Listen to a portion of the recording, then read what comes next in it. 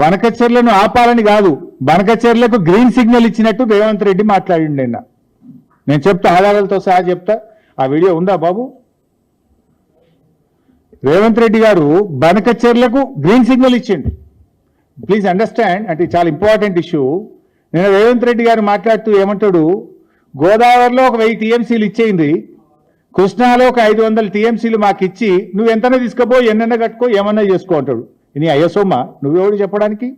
నువ్వేమైనా రాచరిక పాలన ఉన్నావా? నువ్వేమైనా రాజువా? This is democracy, this is the state of Telangana, there is a constitution. Who are you tell like that? నువ్వు 1000 గోదావరిలు ఇచ్చి నీ ఇష్టం వాడుకో, 500 కృష్ణాలు ఇచ్చి నీకు నువ్వు ఏమన్నా చేసుకో. నీకు జ్ఞానం లేకపోతే నీ యొక్క మూర్ఖత్వం వల్ల ఈ రాష్ట్రం నష్టపోయే ప్రమాదం ఉంది మిస్టర్ రేవంత్ రెడ్డి. తెలియకపోతే తెలుసుకొని మాట్లాడు. నువ్వు నిన్న మాట్లాడింది 1000 టీఎంసీలు గోదావరిలు ఇచ్చి నీ ఇష్టమున్నంత తీసుకో అంటూ.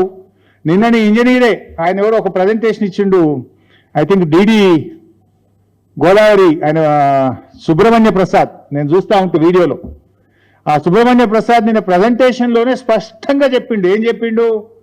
సార్, తెలంగాణ రాష్ట్రము 968 టీఎంసీలకు ప్రాజెక్టులు రూపకల్పన చేసింది. 968 టీఎంసీలకు ప్రాజెక్టులను డిజైన్ చేసి గ్రౌండ్ చేసింది. అందులో 946 టీఎంసీలకు కేంద్ర జలవనరుల సంఘం హైడ్రాలజీ క్లియరెన్స్ ఇచ్చింది. అంత స్పష్టంగా చెప్పిండ్రు. నువ్వు 1000 ఇచ్చిగా మొత్తం తీసుకుపోవటం ఏందాను? నువ్వు చంద్రబాబు, ఇంకా నీకు చంద్రబాబుని అడుక్కునే బుద్ధి పోతున్నట్లేదు. చంద్రబాబు దయాదాక్షిణ్యాల మీద బతుకు నీకు ఇంకా సోయి నుంచి నెలకెళ్ళి బయటకు వచ్చినట్టు లేవు.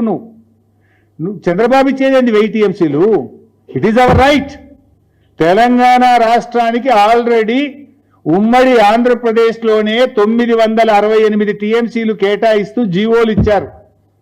కేసీఆర్ గారి ప్రభుత్వం వచ్చిన తర్వాత ఆ 968లో 946 టీఎంసీలకు ఢిల్లీ నుంచి, సిడబ్ల్యూసి నుంచి హైడ్రాలజీ అనుమతులు మేము సాధించినాం. Already you have a right. Chandrababu ఎవరు ఇచ్చేది? 946 టీఎంసీలకు మనకు అనుమతులే వచ్చినాయి కేంద్రం నుంచి. నువ్వు మళ్ళీ ఏదో 1000 ఇచ్చి మొత్తం వాడుకో అంటావు ఏందాను? అంటే దీన్ని బట్టి ఏమర్థమవుతుంది? బనకచెర్ల కట్టుకో అన్నట్టే కదా. బనకచెర్ల కట్టుకో, నువ్వు గ్రీన్ సిగ్నల్ ఇస్తున్నావా? 946 మనకు ఉండే. ఇంకో 20 టీఎంసీలది వార్దా, తమ్మిడిహట్టి వార్దా ప్రాజెక్ట్ సంబంధించి ఢిల్లీలో ప్రాజెక్టు పరిశీలనలో ఉంది. దానికి కూడా సూత్రప్రాయంగా కేంద్రం అంగీకరించింది. ఈ 946 కాక ఆ 20కి కూడా మన కాళేశ్వరం అనుమతి ఇచ్చేటప్పుడే ఆ 20 టీఎంసీకి కూడా సూత్రప్రాయంగా అంగీకరించిండ్రు.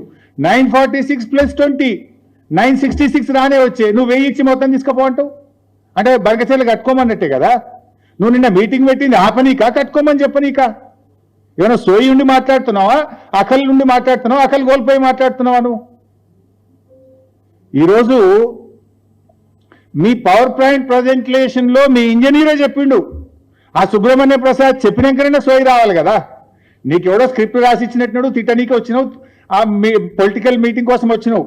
కానీ ఆ ఇంజనీర్ చెప్తుంటే వినన్నా, నీ స్క్రిప్ట్ సరిగా లేదు, ఆల్రెడీ 946 మనకు కేటాయించబడ్డాయి, మరి 1000 ఇచ్చి మొత్తం తీసుకో అని అనకూడదు అనే సోయి ఉండాలన్నా వద్దా నీకు? Don't have the basic knowledge లేదు నీకు. ఆ పక్కన ఉత్తమ్ కుమార్ రెడ్డి అనే చెప్పాలి కదా తప్పని. ఆయన చెప్పడు, ఈయనకు తెలియదా? అంటే ఇప్పుడు చంద్రబాబు సర్టిఫికెట్ కోసం ఈయన ఆరాటపడుతున్నాడు. అయినా నీళ్ళు చంద్రబాబు ఎవరండి ఇవ్వడానికి? చట్టబద్ధ సంస్థలు లేవా నీకు? నీ గోదావరి నది పరివాహక ప్రాంతం లేదా? నీ రైట్ లేదా? అడుక్కోవాల్సిన బతికేంది నువ్వు? ఇంకెంతకాలం చంద్రబాబు మీద ఆధారపడి బతుకుతావు? ఎందుకు అడుక్కుంటున్నావు చంద్రబాబును? Already you have a right.